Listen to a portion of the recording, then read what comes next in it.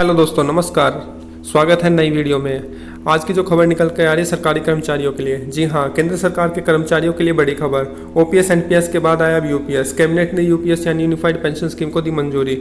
आज 24 अगस्त के दिन यूनियन के प्रतिनिधियों ने की प्रधानमंत्री जी से मुलाकात। केंद्र सरकार ने न्यू पेंशन स्कीम के तहत नई पेंशन स्कीम का ऐलान किया। यूनिफाइड पेंशन स्कीम यानी यूपीएस को 1 अप्रैल 2024 से लागू किया जाएगा। मोदी सरकार ने बताया कि इस स्कीम से 23 लाख कर्मचारियों को फायदा होगा। हालांकि कर्मचारियों के पास यूपीएस या एनपीएस में स्कीम चुनने का ऑप्शन रहेगा। वहीं राज्य सरकार इसे अपना सकती हैं।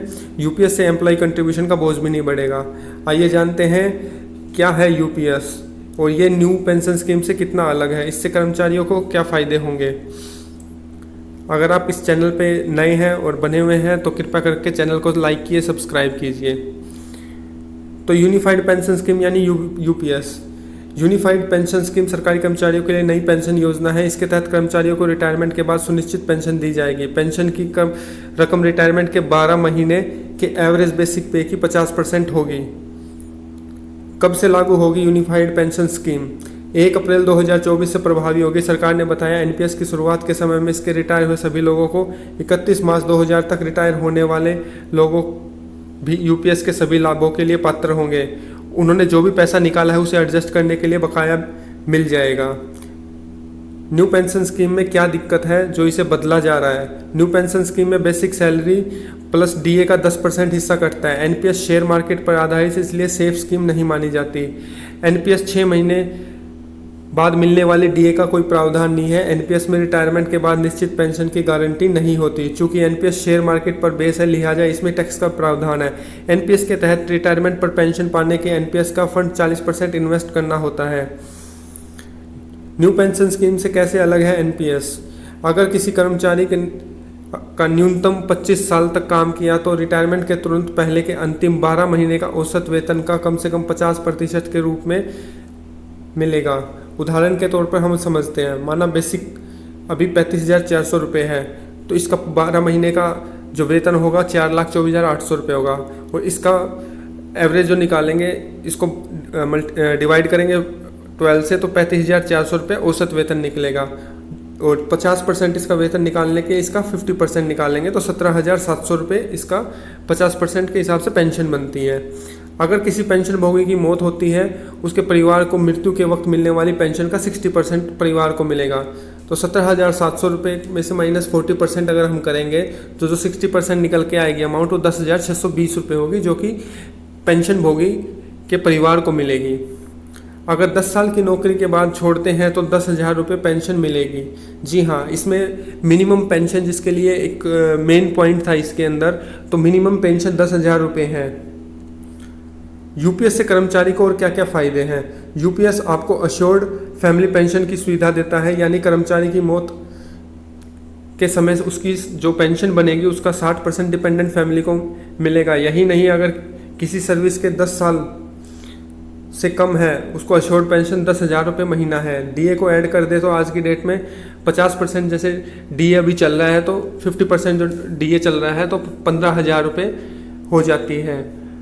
पेंशन अश्योर्ड फैमिली पेंशन में डीए भी लगेगा। DA all India consumer price index for industrial workers पर बेस्ड होगा। यूपीएस में कर्मचारियों को कंट्रीब्यूशन कितना बोझ बढ़ेगा? केंद्रीय मंत्री अश्विनी वैष्णव ने बताया कर्मचारियों पर अब कोई भी बोझ नहीं बढ़ेगा। न्यू पेंशन स्कीम में कर्मचारियों को अपनी बेसिक सैलरी का 10% हिस्सा कंट्रीब्यूट करना होता है। इससे सरकार का कंट्रीब्यूशन 14% रहता है।